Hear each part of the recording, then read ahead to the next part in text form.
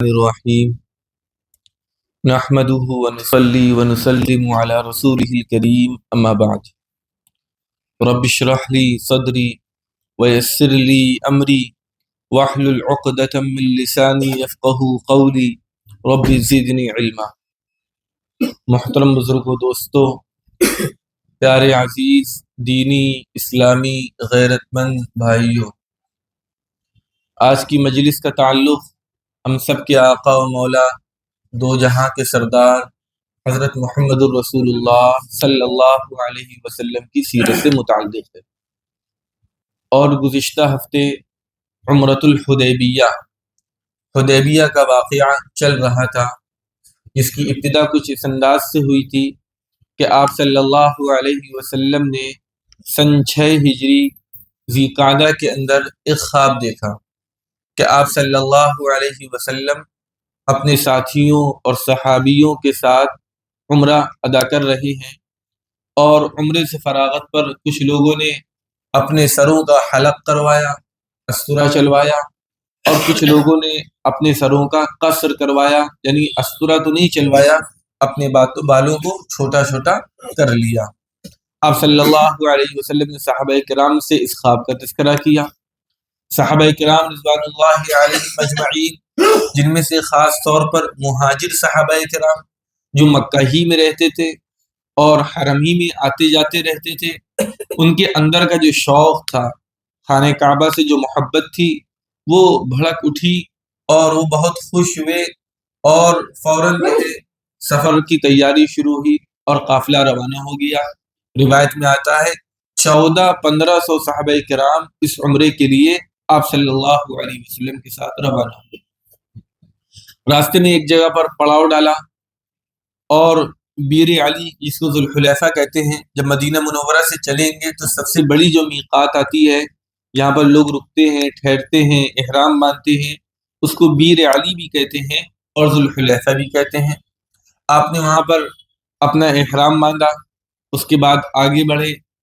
ادھر سے ان لوگوں کو اطلاع ہوئی کہ مسلمان عمرے کے لیے آ رہے ہیں، تو ان لوگوں نے تیاری شروع کر دی کہ ہم ان کو عمرہ نہیں کرنے دیں گے، اور اپنی تیاریاں تیز کر دی۔ آپ صلی اللہ علیہ وسلم نے ان سے کہنا بھیجا کہ بھائی، میرا مقصد، میرا ارادہ لڑائی کرنا اور قتل و قتال کرنا اور جدل و جدال کرنا نہیں ہے، ہم صرف عمرے کے لیے آ رہے ہیں۔ میرے پاس تو وہ ہتھیار بھی نہیں ہے جس سے عام طور پر جنگوں میں لڑا جاتا ہے۔ لیکن بات بنی نہیں، اور یہ سلسلہ چلتا رہا، اور اتنے میں جب پیغام چل رہا تھا کہ بات پہنچائی جائے، بات سمجھ میں آ جائے، تو بیچ میں حضرت عثمان بن عفان رضی اللہ عنہ کو بھی پیارے آقا علیہ الصلوۃ والسلام نے بھیجا کہ عثمان، تم جا کے بات کرو، ہو سکتا تمہارے جانے سے بات بن جائے اور ان کے بات سمجھ میں آ جائے۔ انہوں نے ان کی بات کو بھی قبول نہیں کیا، البتہ اتنا ضرور کہا کہ تمہیں اگر طواف کرنا ہے تو تم طواف کر لو۔ حضرت عثمان رضی اللہ عنہ نے کہا کہ پیارے آقا کے بغیر ہم تو طواف نہیں کریں گے، اور حضرت عثمان رضی اللہ عنہ کو انہوں نے روک لیا۔ ادھر خبر مشہور ہو گئی کہ حضرت عثمان بن عفان رضی اللہ عنہ کو لوگوں نے قتل کر دیا۔ اب آپ صلی اللہ علیہ وسلم نے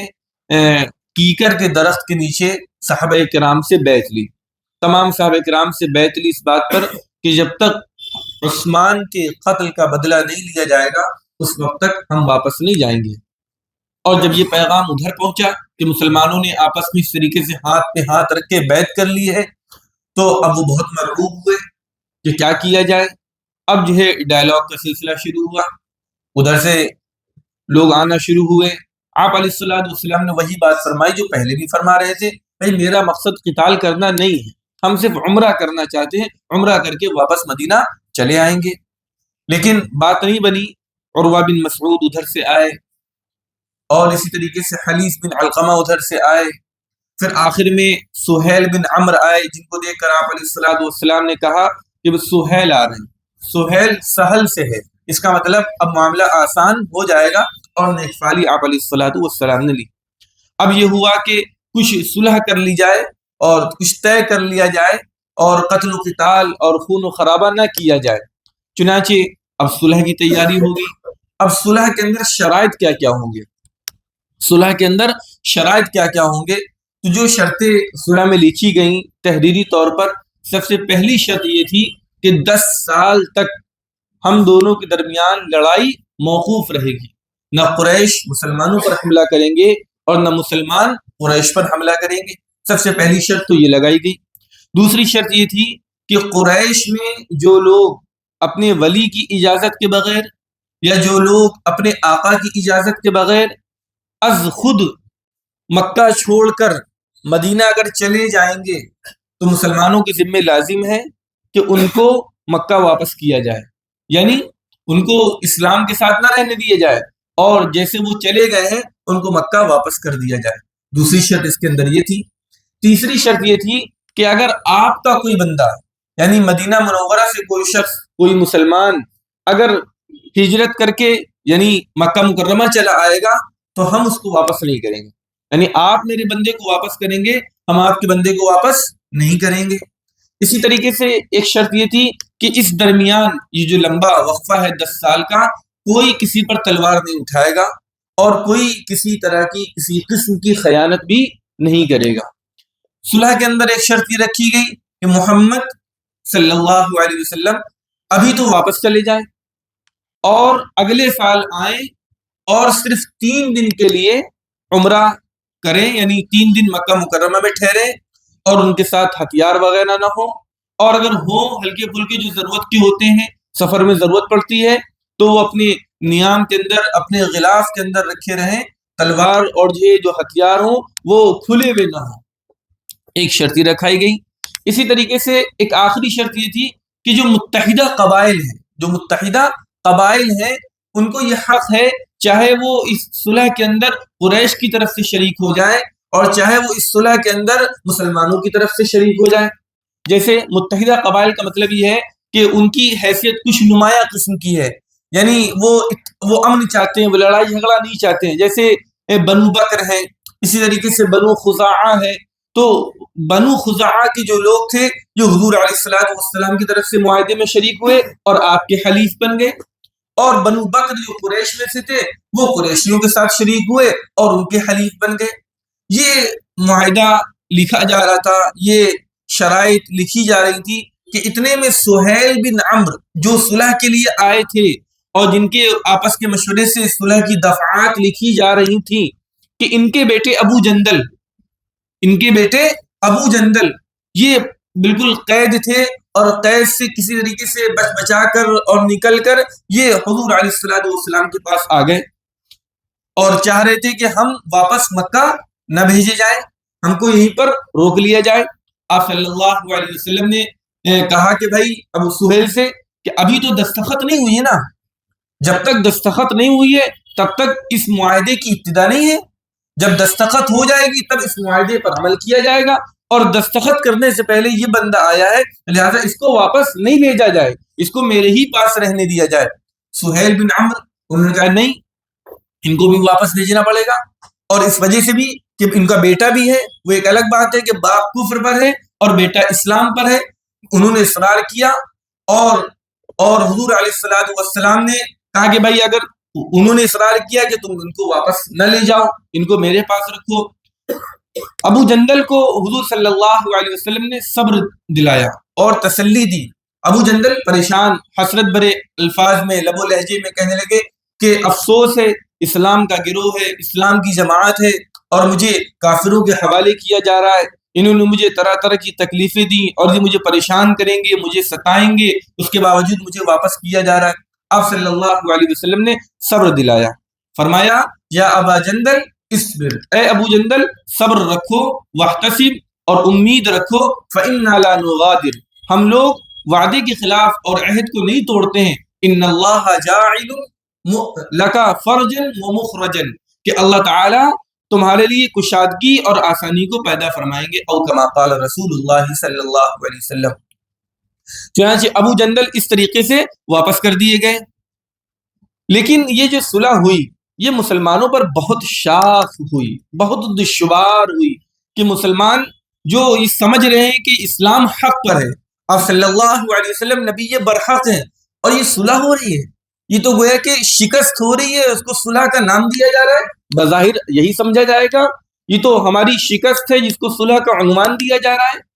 تو مسلمانوں کو بہت شکستگی تھی اندر سے، بہت ٹوٹے ہوئے تھے۔ حضرت عمر بن خطاب رضی اللہ عنہ سے تو ضبط بھی نہ ہو سکا۔ انہوں نے کہا اے اللہ کے رسول، کیا آپ حق پر نہیں ہیں اور یہ لوگ باطل پر نہیں ہیں؟ حضور علیہ الصلوۃ والسلام نے فرمایا بالکل ہم حق پر ہیں اور یہ لوگ باطل پر ہیں۔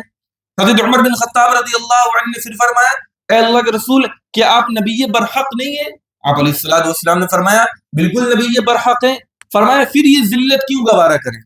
جب آپ نبی برحق ہیں، ہم حق پر ہیں، یہ باطل پر ہیں اور کفر پر ہیں، پھر ہم یہ ذلت کیسے گوارا کریں کہ ہم اپنے بندے کو ادھر بھیج دیں اور یہ وہ اپنا بندہ میرے پاس رکنے نہ دے اور واپس بلا لے؟ آپ علیہ الصلوۃ والسلام نے تسلی دی اور کہا کہ دیکھو ہم اللہ کے رسول اور نبی برحق ہیں، ہم اللہ کے حکم کے خلاف کچھ نہیں کر سکتے، اللہ تعالی ہمارا حامی ہے، اللہ تعالی ہمارا ناصر ہے۔ یہ بات حضرت عمر بن خطاب رضی اللہ عنہ سے فرمائی۔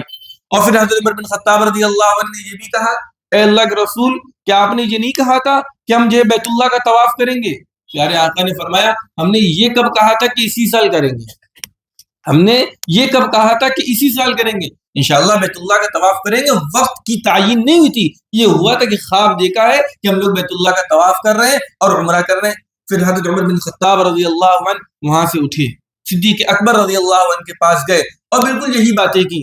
کہ کیا ہم حق پر نہیں ہیں؟ کیا اللہ کے رسول برحق نہیں ہے؟ کیا وہ کفر اور شرک اور کیا وہ باطل پر نہیں ہے؟ حضرت ابو بکر صدیق رضی اللہ عنہ نے لفظ بلفظ وہی جواب دیا جو محمد عربی صلی اللہ علیہ وسلم نے جواب دیا تھا۔ جو باتیں پیارے آقا نے فرمائی وہی بات حضرت صدیق اکبر رضی اللہ عنہ نے فرمائی۔ اس طریقے سے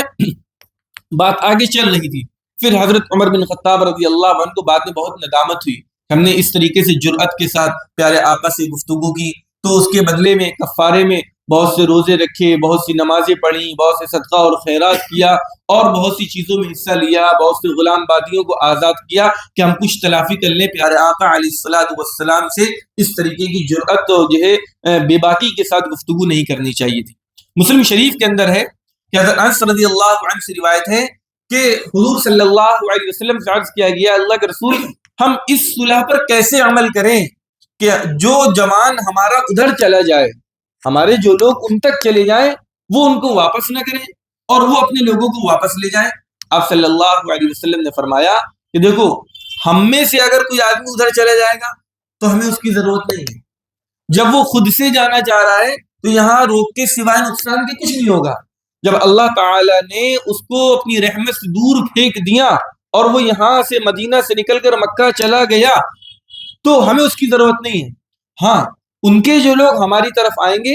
ہم وعدے کی پاسداری کرتے ہوئے شروع میں ان کو واپس کر دیں گے، لیکن اللہ تعالیٰ ان کے لیے کوئی صورت ضرور پیدا کریں گے، اللہ تعالیٰ ان کے لیے کوئی صورت ضرور پیدا کریں گے، وقتی طور پر اس طرح کی چیز ہو سکتی۔ الغرض ان شرائط کے ساتھ جو صلح تھا، صلح نامہ تھا، اس پر دستخط ہو گئی، اس کی 2 کاپی تیار ہو گئی، ایک کاپی مسلمانوں کے پاس آ گئی اور ایک کاپی کفار کے پاس آ گئی، جو بہت سے اہم بڑے لوگ تھے ان کے اس صلح پر دستخط ہو گئے، یہ چیز ہو گئی۔ اب اس کے بعد چونکہ احرام کی حالت میں ہے، اب عمرہ کرنے کو ملے گا اگلے سال، اگر احرام نہیں کھولتے ہیں تو احرام کی پابندیوں میں رہتے ہیں۔ اب احرام کھولنا ہے، احرام کیسے کھولیں گے؟ ساتھ میں جو قربانی لے کر آئے تھے، قربانی کر کے اور یہ حلق کرا کر قصر کرا کر اپنے آپ کو احرام سے خالی کیا جائے۔ آپ صلی اللہ علیہ وسلم نے 3 مرتبہ صحابہ کرام سے یہ بات فرمائی کہ قربانی کر کے حلق کرا لیا جائے یا قصر کرا لیا جائے اور اپنے کو احرام سے آزاد کر لیا جائے، لیکن کسی صحابی نے کوئی جواب نہیں دیا۔ عجیب بات ہے، یعنی یہ وہی صحابی ہیں کہ حضور علیہ الصلوۃ والسلام ذرا سا اشارہ کریں تو ہر ایک بالکل لپکنے کو تیار ہے۔ ابھی پیچھے یہ بات آئی ہے اور یہاں پیارے آقا نے 3 مرتبہ یہ بات فرمائی اور کسی صحابی کی طرف سے کوئی جواب نہیں آیا۔ حضور صلی اللہ علیہ وسلم وہاں سے اٹھے، حضرت ام سلمہ رضی اللہ عنہ جو زوج مطہرہ ہے اور ام المؤمنین ہے ان کے پاس گئے اور شکایت کے طور پہ کہا کہ 3 مرتبہ کہا لیکن کسی نے کوئی سنوائی نہیں کی، کوئی جواب نہیں آیا۔ حضرت ام سلمہ رضی اللہ عنہ نے فرمایا کہ اللہ کے رسول مسلمان شکستہ دل ہیں، مسلمانوں کو بہت تکلیف ہے کہ یہ حق پر ہونے کے باوجود یہ صلح جو بظاہر دبی محسوس ہو رہی ہے، یہ بظاہر جو ہے شکست کے ساتھ محسوس ہو رہی ہے، اس وجہ سے ان کی ہمت نہیں ہو پا رہی ہے کچھ کرنے کی۔ اس کا بہتر طریقہ یہ ہے کہ آپ خود سے جائیے اور اپنے جانور کی قربانی کر دیجئے اور اپنے آپ کو احرام سے فارغ کر لیجئے. یہ لوگ آپ کو دیکھتے ہی خود بخود آپ کی طریقے کرنے لگیں گے. یہ انہوں نے مشورہ دیا. حضور صلی اللہ علیہ وسلم نے اس مشورے کو قبول کیا اور اٹھے، اپنی قربانی کی اور اپنے آپ کو احرام سے فارغ کیا. اس کو دیکھ کر تمام صحابہ کرام جو احرام کی حالت میں تھے انہوں نے بھی اپنے اپنے جانوروں کی قربانی کی اور اپنے آپ کو احرام سے آزاد کر لیا. حضرت ام سلمہ رضی اللہ عنہ کا یہ مشورہ بہت خیر والا مشورہ رہا اور بہت برکت والا مشورہ رہا. یہ مشورہ اسی جیسا ہے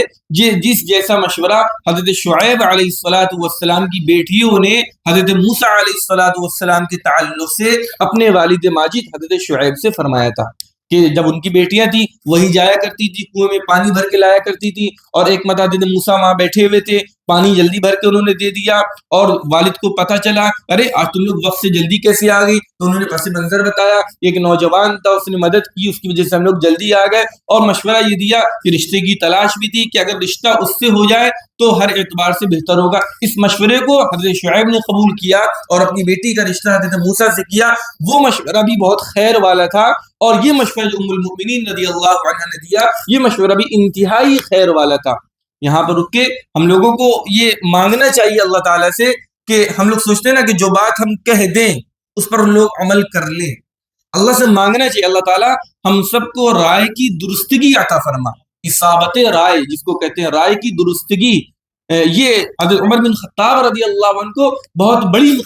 وافر مقدار میں حاصل تھی کہ وہ صائب الرائے انسان بھی ہو، عاقل بھی ہو اور صائب الرائے ہو، تو پھر وہ انسان ترقی کے درجات اور ترقی کی منازل کو طے کرتا رہتا. جہاں ہم اور چیزوں کی دعا کریں اس دعا کا ضرور اہتمام کریں. اللہ تعالیٰ ہم سب کو رائے کی درستگی عطا فرما، اصابت الرائے نصیب فرما اور جو ہے صائب الرائے ہم سب کو بنا. اس کے بعد یہ معاملہ آگے بڑھا. تقریباً 2 ہفتے آپ حدیبیہ میں رکے اور اس کے بعد آپ مدینہ منورہ کی طرف واپس ہوئے. درمیان میں پہنچے تھے کہ مکہ اور مدینہ کے درمیان میں پہنچے تھے، اللہ رب العزت کی طرف سے وحی نازل ہونا شروع ہوئی. سورہ فتح نازل ہوئی جو 26ویں پارے میں انا فتحنا لک فتحا مبینا، اے پیغمبر ہم نے تم کو کھلی ہوئی فتح عطا فرمائی. اور یہ سورت نازل ہوئی، آپ صلی اللہ علیہ وسلم نے پوری سورت صحابہ کرام کو پڑھ کر سنائی. صحابہ کرام نے جب سنا تو تعجب سے کہنے لگے اے اللہ کے رسول یہ فتح ہے، یہ فتح ہے، ہم تو اس کو شکست سمجھ رہے ہیں اور بہت دب کر معاملہ جس کو کرتے ہیں وہ محسوس کر رہے ہیں، اور قرآن کریم اس کو فتح مبین کہہ رہا ہے. قرآن کریم اس کو فتح مبین کہہ رہا ہے اور واقعی یہ فتح مبین ہے. امام زہری رحمۃ اللہ علیہ فرماتے ہیں کہ حدیبیہ جیسی فتح مسلمانوں کو پہلے کبھی نہیں ہوئی جس شان کی فتح حدیبیہ کے موقع پر حاصل ہوئی. کہ جن لوگوں کے درمیان تعلقات خراب تھے، برسوں سے اور سالوں سے ملنا جلنا نہیں تھا، اس صلح کی وجہ سے اس تعلقات کی جو کشیدگی تھی وہ کشیدگی ختم ہوئی. وہ لوگ جو اپنے اسلام کو کھل کر ظاہر نہیں کر پا رہے تھے اس صلح کے بعد اپنے اسلام کو برملا علی الاعلان اور کھلم کھلا بیان کرنے لگے. اور اس صلح کی وجہ سے اسلام کی بحثیں شروع ہوئیں، اسلامی مسائل سامنے آئے، اسلام پر مناظرہ شروع ہوا. لوگوں نے قرآن کریم کو سنا اور جب قرآن کریم کو سنا تو اس سے متاثر ہوئے. یہ سب چیزیں ہوئیں، یہ اس صلح کے نتیجے میں ہوئی. اور صلح حدیبیہ سے لے کر فتح مکہ کے درمیان مشکل سے 2 سال کا فاصلہ ہے. ان 2 سالوں کے اندر جتنے کثرت سے لوگ اسلام کے اندر داخل ہوئے اتنی کثرت سے لوگ ابتدائی اسلام سے لے کر اور آج تک داخل نہیں ہوئے. یہ اس بظاہر جو صلح دب کر ہوئی تھی یہ اس صلح کے اندر جو خیر چھپا ہوا تھا، جو اس کے اندر اسلام کی ظاہری اور باطنی ترقی چھپی ہوئی تھی، اسی ظاہری باطنی ترقی کو قرآن کریم نے فرمایا انا فتحنا لک فتحا مبینا. اور ظاہر سی بات ہے آپ صلی اللہ علیہ وسلم مدینہ منورہ پہنچ گئے. اب ایک صحابی ہیں ابو بصیر رضی اللہ عنہ، یہ اسلام لا چکے تھے، یہ چھپ کر مکہ سے نکل کر مدینہ منورہ پہنچ گئے. اب قریش نے اپنے 2 آدمیوں کو فوراً بھیجا، بھائی ضابطہ ہے لکھا ہوا ہے اگر ہمارا کوئی بندہ یعنی مکہ سے اگر کوئی آدمی وہاں جائے گا آپ اس کو واپس کریں. اب ابو بصیر وہاں پہنچ گئے، حضور سے کہہ رہے ہیں کہ مجھے بھیجیے نہیں، مجھے واپس نہ کریے، وہ لوگ مجھے پریشان کریں گے، مجھے ستائیں گے. حضور صلی اللہ علیہ وسلم نے حضرت ابو بصیر رضی اللہ عنہ سے بھی وہی بات کہی جو بات ابو جندل رضی اللہ عنہ سے کہی کہ دیکھو ہم وعدے کے خلاف نہیں کر سکتے، ہم عہد کو نہیں توڑ سکتے، تم واپس چلے جاؤ اور صبر رکھو، اللہ تعالیٰ انشاءاللہ بہتر صورت پیدا کریں گے۔ اب دو لوگ جو ادھر سے لینے ان کو آئے تھے، اب یہ واپس بھیج دیے گئے، اور انہوں نے بھی بڑے حسرت بھرے لب و لہجے میں کہا کہ ہمیں کفار کے حوالے کیا جا رہا ہے، ہمیں مشرکوں کے حوالے کیا جا رہا ہے، وہ لوگ میرے ساتھ کیا کریں گے؟ لیکن آپ صلی اللہ علیہ وسلم نے صبر کی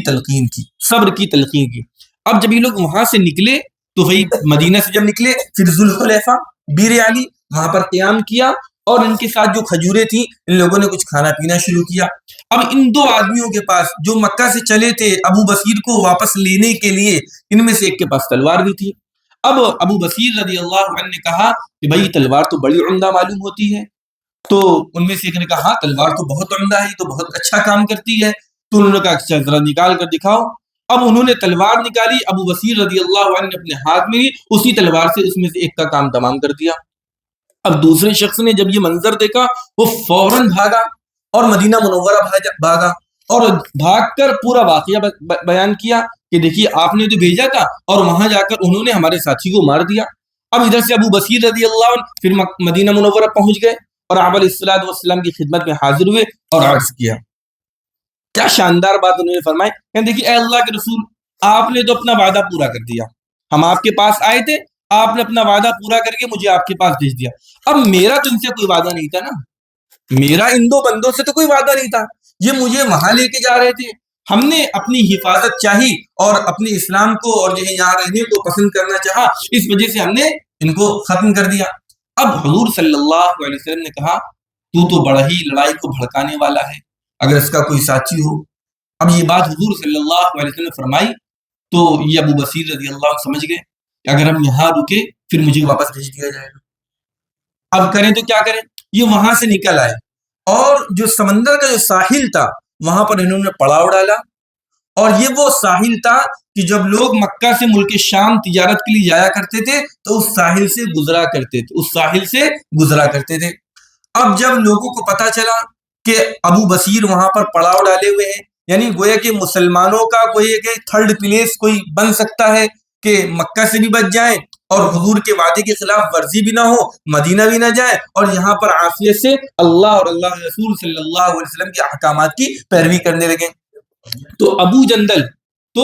جندل جو واپس ہو گئے تھے ان کو پتا چلا تو وہ بھی واپس یہاں پہ آ گئے، اور اس طریقے سے کئی لوگ جمع ہوئے۔ علامہ سہیلی کہتے ہیں کہ تقریباً 300 افراد جمع ہو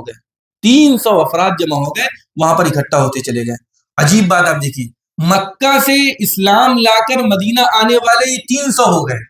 اور مدینہ میں جو پہلے سے اسلام میں شامل تھے اس معاہدے کے بعد ایک شخص بھی مدینہ چھوڑ کر مکہ نہیں گیا۔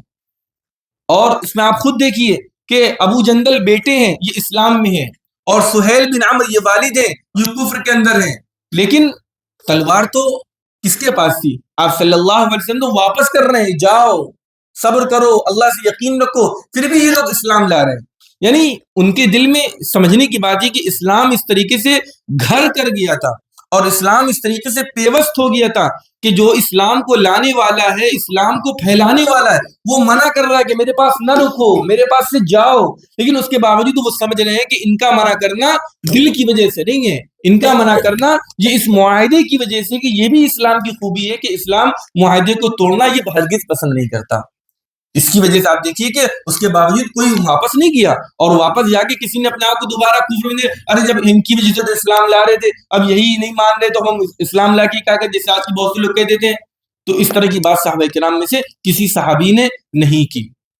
تو یہ سلسلہ چلتا رہا، اور جب اچھی خاصی تعداد ہو گئی اور مکہ مکرمہ کا قافلہ جب نکل کے ملک شام جاتا تھا، اب یہ اچھی خاصی تعداد ہو گئی، یہ کیسے کھائیں گے پیئیں گے؟ اب یہ قافلے والوں پر حملہ کرتے تھے، ان کے در پہ ہو جاتے تھے، جو کچھ ان کے ہاتھ آتا تھا اس سے گزارا کرتے تھے۔ اب اتنا مکہ کے لوگ پریشان ہو گئے، قریش اور سہیل بن عمرو جنہوں نے صلح لکھوائی تھی خود ہی پیغام بھیجا حضور کو کہ ہم آپ کو اللہ کا واسطہ دے رہے ہیں، قرابتوں کا اور رشتہ داریوں کا واسطہ دے رہے ہیں۔ وہاں پر جو لوگ جمع ہو گئے ساحل بحر پر سمندر کے کنارے پر آپ ان کو مدینہ منورہ بلوا لیجئے، ہم آپ کو اجازت دیتے ہیں۔ معاہدہ تو اجازت نہیں دیتا، ہم آپ کو اجازت دیتے ہیں، خوشی خوشی اجازت دیتے ہیں، آپ ان تمام کو بلوا لیجئے۔ اب آپ صلی اللہ علیہ وسلم نے ایک تحریر لکھی اور روانہ کروائی، جو ہے بھیجا، قاصد کے ہاتھ بھیجا کہ جا کے ابو بصیر ہیں، ابو جندل ہیں، اور جیسے بہت سے صحابہ کرام جو وہاں پر اکٹھا ہو گئے ان کو لے کر آئے۔ جب یہ تحریر ابو بصیر رضی اللہ عنہ کے پاس پہنچی، جو سب سے پہلے شخص ہیں، اب ان کی زندگی کا آخری وقت چل رہا، روایات بتاتی ہیں کہ وہ تحریر پڑھ رہے تھے اور ان کی آخری سانس نکل رہی تھی، اور ایک روایت بتاتی ہے کہ پڑھتے پڑھتے وہ جو رقعہ اور جو پرچہ اور تحریر کا پرزہ تھا وہ ان کے سینے پر گرا، اور ایک روایت بتاتی ہے کہ وہ پرزہ ان کے ہاتھ پر تھا۔ اس طریقے سے ان کا انتقال ہوا، اور بہت خوش تھے جب وہ تحریر پڑھ رہے تھے تو بہت حشاش بشاش بہت خوش تھے کہ پیارے آقا نے ان کے نام کی تحریر بھیجی، پیارے آقا اب ان کو مدینہ منورہ بلا رہے ہیں، اور وہ کہ مقصود حاصل ہو گیا، ہمارا محبوب ہے وہ ہم سے راضی ہو گیا۔ ابو جندل رضی اللہ عنہ اب انہوں نے ان کی تجہیز و تکفین کی، وہاں پر ایک مسجد بنائی، اور دفنانے کے بعد بقیہ تمام صحابہ کرام کو لے کر وہ مدینہ منورہ پہنچ گئے۔ اسی طریقے سے معاہدے کے بعد کچھ عورتیں اسلام لا کر مکہ سے مدینہ منورہ آئیں۔ اب پھر وہی لوگ کہ آپ عورتوں کو واپس کریے۔ آپ صلی اللہ علیہ وسلم کے پاس وحی آئی کہ اس معاہدے کے اندر عورتیں داخل نہیں ہیں۔ کیا مطلب؟ اگر عورتیں اسلام لا کر مکہ سے نکل کر مدینہ ہمارے پاس آتی ہیں، ہم ان عورتوں کو واپس نہیں کریں گے۔ قرآن کریم میں آیت اتری، یا ایھا الذین آمنوا اذا جاءکم المؤمنات مہاجرات فامتحنوہن، اے ایمان والو، اگر ہجرت کر کے ایمان کے ساتھ تمہارے پاس عورتیں آ رہی ہیں تو سب سے پہلا تمہارا کام یہ کہ تم ان عورتوں کا جائزہ لو کہ واقعی اسلام کی محبت ان کے دل میں ہے یا کسی اور مقصد سے آ گئی ہیں، امتحان لو ان کا۔ اور اللہ اعلم بایمانہن، اور اللہ ان کے ایمان کو زیادہ بہتر جانتا ہے۔ اور جب تم کو اطمینان ہو جائے یعنی واقعی اللہ اور رسول اللہ کی محبت ان عورتوں کے دل میں ہے، اب ان عورتوں کو فلا ترجعوہن الی الکفار، کافروں کے حوالے مت کرو، لا ہن حل لہم ولا ہم یحلون لہم، او کما کہ جو ہے اب یہ عورتیں ان کافروں کے لیے حلال نہیں ہیں، اور وہ کافر مرد ان عورتوں کے لیے حلال نہیں ہے۔ ہاں، ان عورتوں کا جو مہر اگر ان کافروں نے دیا ہے تو تم ان مہروں کو ان کے حوالے کر دو، اور ان سے مہر دے کر ان سے نکاح کیا جا سکتا ہے۔ اور اگر مسلمان مرد جو بہت سی ہجرت کر کے آ گئے، اب ان کی عورتیں بھی تو وہاں پر ہیں، تو تمہاری جو عورتیں جو تمہارے ہاتھ سے نکل گئی ہیں، تو جو کچھ تم نے مال خرچ کیا ہے مہر وغیرہ، تم ان سے لے لو مہر کو، اور جو کچھ انہوں نے خرچ کیا ہے وہ تم سے لے لیں، لیکن کل ملا کے تم اپنی عورتوں کو جو ایمان والی خواتین اور مستورات ہیں، ان عورتوں کو وہاں پر واپس نہ کرو اور ان کے حوالے مت کرو۔ یہ اللہ تعالیٰ کی طرف سے وحی آئی، اور آپ علیہ الصلوۃ والسلام نے ان سے کہنا بھیجا کہ بھائی اس معاہدے کے اندر مرد تو داخل ہے، عورتیں داخل نہیں ہیں۔ اسی طریقے سے بعض روایت کے اندر الفاظ آتے لا یأتیہ رجل، کہ بھائی کوئی مرد جو آئے گا اس کو تو واپس کیا جا سکتا ہے لیکن عورت کو واپس نہیں کیا جا سکتا۔ اللہ تعالیٰ کی اس میں بے شمار حکمتیں ہیں۔ یہ صلح حدیبیہ کی جو صلح نامہ ہے، اور جو بظاہر صلح ہے لیکن حقیقت میں فتح مبین ہے، اور آپ دیکھیں گے سن 6 ہجری میں صلح ہو رہی ہے، اور سن 8 ہجری کے اندر مکہ فتح ہو گیا۔ سن 6 ہجری میں فتح ہو رہی ہے، یہ صلح ہو رہی ہے، اور سن 8 ہجری میں مکہ مکرمہ فتح ہو گیا۔ انشاءاللہ بقیہ آگے آئے گا۔ اللہ تعالی ہم سب کو سیرت میں غور کر کے عمل کرنے کی توفیق نصیب فرمائے۔ آمین وآخر دعوانا الحمدللہ۔ اللہم لک الحمد کلہ ولک الشکر کلہ، اللہم صل علی سیدنا محمد وعلی آل سیدنا محمد وبارک وسلم۔ ربنا آتنا في الدنيا حسنة وفي الآخرة حسنة وقنا عذاب النار۔ ربنا ظلمنا أنفسنا وإن لم تغفر لنا وترحمنا لنكونن من الخاسرين۔ لا إله إلا أنت سبحانك إني كنت من الظالمين۔ رب اجعلني مقيم الصلاة ومن ذريتي ربنا وتقبل دعاء۔ ربنا اغفر لي ولوالدي وللمؤمنين يوم يقوم الحساب۔ ربنا هب لنا من ازواجنا وذرياتنا قرة اعين واجعلنا للمتقين اماما اللهم انا نسألك الهدى والتقى والعفاف والغنى اللهم انا نسألك العفو والعافية والمعافاة الدائمة في الدين والدنيا والآخرة اللهم انا نجعلك في نحورهم ونعوذ بك من شرورهم